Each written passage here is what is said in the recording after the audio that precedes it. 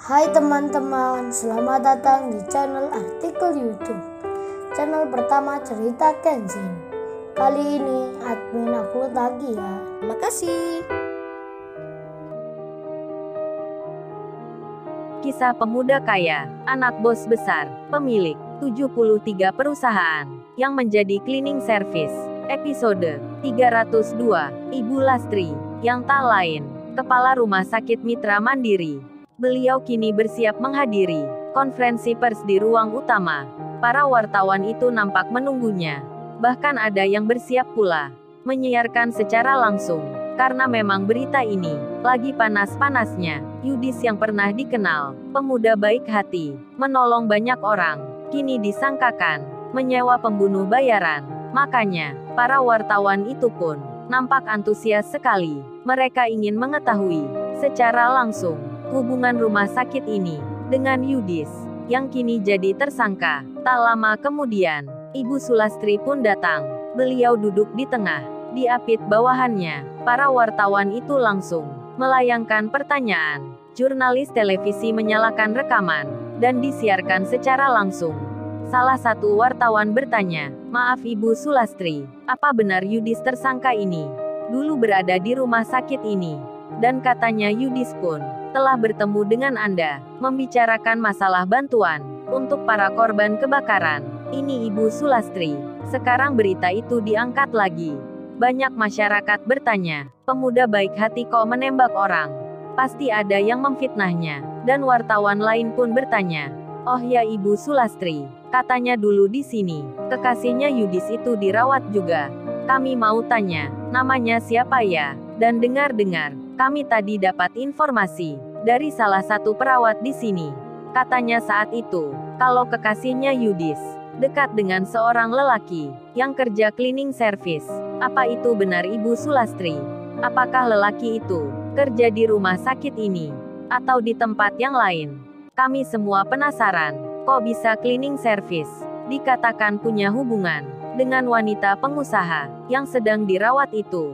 Para wartawan tersebut nampak sekali raut mukanya. Mereka memang bertanya-tanya, saling bicara antar sesama rekan kerja tentang berita itu. Ibu Sulastri pun menyimaknya. Satu persatu dicatatnya. Lalu kemudian, setelah beberapa saat, pertanyaan mereka selesai. Dan yang ditunggu-tunggu tentang berita yang menyangkut Yudis kini akan diungkapkan. Ibu Sulastri menjawabnya. Beliau bicara, "Baik semua rekan-rekan wartawan serta teman-teman media, dari elektronik maupun televisi, ini kami akan menyampaikan tentang apa yang terjadi saat ini, yakni berita yang baru saja.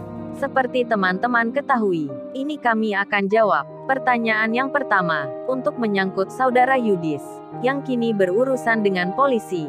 Saya sendiri membenarkan, kalau dia pernah datang ke sini, ke rumah sakit ini, untuk menjenguk temannya, tapi saya perlu garis bawahi, para wartawan dan awak media yang sewaktu wawancara dengan saudara Yudis yang dilakukan beberapa bulan lalu di rumah sakit ini, tepatnya di halaman luar. Kami mohon maaf sebelumnya, mungkin ini kurang berkenan pada rekan-rekan sekalian. Ini mau kami sampaikan bahwasannya berita tentang saudara Yudis yang ditulis oleh rekan sekalian yang ada di media cetak maupun elektronik, semuanya tidak benar dan tak sesuai kenyataan. Mendengar hal itu, wartawan dan awak media menjadi bingung.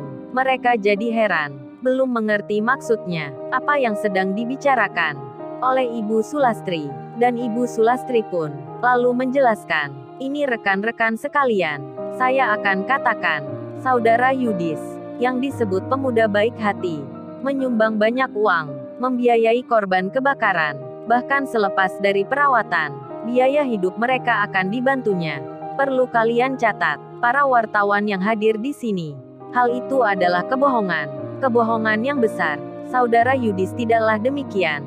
Dia bukan orang yang memberikan, membiayai para pasien di sini. Saudara Yudis saat itu hanya mengaku saja, dan media langsung memberitakannya. Kami pun belum tahu motifnya. Entah untuk apa saudara Yudis berkata seperti itu. Atau ingin dikenal, atau ingin perusahaannya makin banyak relasi. Kami tidak ada tujuan mencari tahu. Tapi yang pasti saudara Yudis tidak pernah bertemu dengan kami, membicarakan masalah tersebut. Jadi berita yang disampaikan selama ini adalah salah dan tidak benar, alias palsu. Itu adalah hoaks semata. Mendengar penjelasan itu, para awak media pun jadi terkejut seketika. Mereka pun mencatatnya, merekamnya, sambil menyimak apa yang masih dibicarakan oleh kepala rumah sakit itu. Dan Ibu Sulastri segera melanjutkan.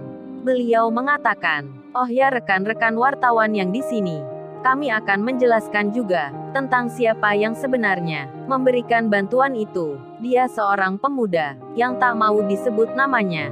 Ini buktinya, perjanjian pihak kami dengan pemuda ini." Ibu Sulastri pun bicara, "Silakan rekan-rekan wartawan untuk maju ke depan, melihatnya dari dekat. Tapi kami mohon maaf, tidak sepenuhnya kami buka. Ada beberapa tulisan yang harus kami rahasiakan." Para wartawan itu pun maju semua. Mereka memfotonya, menulisnya. Begitu pula jurnalis televisi yang mengambil rekaman, disiarkan secara langsung. Mereka pun melihat nama, nampak jelas terbaca, surat perjanjian antara kepala rumah sakit Mandiri yang bernama Ibu Sulastri dengan seseorang yang namanya terbaca Kenshin. Para wartawan itu pun melihat begitu banyak jumlah nominal uang untuk biaya para pasien yang ditulis di situ. Begitu besar sekali, begitu fantastis. Dan Ibu Sulastri bilang, "Ini para rekan-rekan sekalian, semuanya telah kami selesaikan. Laporannya kami catat dengan teliti. Dan rekan-rekan sudah baca sendiri. Kalau perjanjian ini bersifat rahasia, tanpa diketahui publik. Namun karena ada kejadian seperti ini, pihak rumah sakit kami disebut menerima bantuan saudara Yudis. Ya dengan berat hati, kami membuka ini semua, mendapati nama Kenshin." Para wartawan pun langsung bertanya, mencari-cari beritanya. Mereka menggali informasi, ingin mengetahui siapa Kenshin, yang mana orangnya, apakah ada hubungannya dengan nama Kenshin yang jadi korbannya Yudis. Dan di waktu sebelumnya, ketika kejadian tadi, saat di tempatnya Rena, Kenshin tak diketahui oleh wartawan, luput dari perhatian, karena mereka saat itu di restaurannya Yudis lagi mengambil gambar. Dan di saat bersamaan, Pak Michael menyarankan agar Kenshin segera meninggalkan tempat.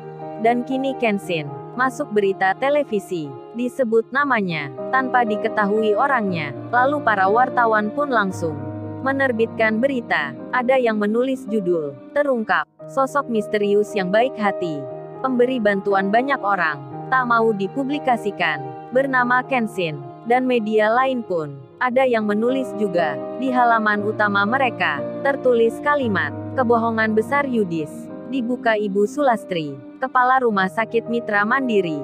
Ada pula yang menyebut, dengan disiarkan secara langsung. Jurnalis TV bicara, "Para pemirsa di rumah, ternyata Yudis, pengusaha muda, yang dikenal baik hati, selama ini membohongi kita, membohongi wartawan. Kami minta maaf sebelumnya, karena memberikan berita yang salah." Dan di saat itu, berita tersebut makin membesar, apalagi ini hari liburan. Banyak orang di rumahnya, termasuk Pak Andi, yang menonton televisi. Beliau pun terkejut, begitu pula dengan Putri. Saat mendengar nama Kenshin disebut Ibu Sulastri, Pak Andi pun khawatir. Beliau mengira sendiri, jangan-jangan yang jadi korbannya ini adalah tuan muda. Pak Andi teringat wajahnya Yudis, yang kemarin tak disadari pernah dilihat di kantornya Rena, dan bertengkar dengan Kenshin. Pak Andi pun langsung saja menelpon bos besar untuk menanyakan keadaan tuan muda di lain tempat, Ririn dan Kaori, yang di rumahnya masing-masing. Ketika melihat berita TV konferensi dari Ibu Sulastri, mereka pun terbawa lagi. Kaori pun jadi ingat pernah melihat seseorang di televisi saat itu, yang terfoto kamera wartawan, seseorang mirip Kenshin, yang berada di rumah sakit. Dan Kaori kini merasa yakin sekali, itu adalah Kenshin kekasihnya. Begitu pula Ririn, yang sekarang mengerti, berita saat itu, ada hubungannya dengan Kenshin. Dan Ibu Sulastri, yang masih di tempatnya, menjawab pertanyaan lagi. Beliau mengatakan pada wartawan, "Oh ya, mengenai nama pasien yang dirawat itu, yang kata kalian kekasihnya saudara Yudis. Kami tidak bisa sebutkan namanya, karena menyangkut privasi, dan untuk seseorang yang bekerja cleaning service, yang rekan wartawan tanyakan tadi. Hal itu memang benar adanya, namun kami tak mengetahui hubungan mereka. Tapi yang jelas, pemuda yang bekerja menjadi cleaning service itu adalah orang yang baik, yang namanya tercantum di sini, yaitu dia bernama Kenshin, yang memberikan bantuan pada orang yang membutuhkan. Lalu Ibu Sulastri pun meninggalkan tempatnya. Sontak saja berita itu menghebohkan. Para wartawan begitu terheran. Dalam benak masing-masing bertanya, kok bisa cleaning service punya uang sebanyak itu? Siapa dirinya? Dari mana asalnya? Para pencari berita pun penasaran, karena nama Kenshin tak ditemukan. Yang manakah orangnya? Di lain tempat, rupanya Sirena, yang belum bertemu Kenshin, menonton berita yang sama, meski Sirena sudah tahu. Tapi kali ini, ia melihat sendiri, begitu jelas sekali, tentang pembayaran itu, yang besar jumlahnya. Demikian pula dengan Kaori, yang telah mengetahui, saat tak sengaja menemukan flash disknya Kenshin di almari kerjanya. Dirinya waktu itu membaca, perusahaan ayahnya Kenshin, yang menanggung semua biaya perawatan pasien. Kini Kaori pun mengerti, akan Kenshin di saat itu pernah menunggui Rena, sewaktu dia dirawat. Lalu kemudian, berita Yudis, yang barusan dibuka, di depan umum, disaksikan para wartawan, makin membuat ayahnya Yudis murka. Beliau pun jadi marah. Dalam benaknya berkata, akan membuat perhitungan dengan pihak rumah sakit, dan juga dengan seorang yang bernama Kenshin. Lalu, bagaimana kisah selanjutnya? Subscribe channel ini untuk episode berikutnya. Terima kasih. Jangan lupa ya guys, untuk kelanjutan ceritanya ada di artikel YouTube. Jangan lupa subscribe ya guys, dan tekan notifikasinya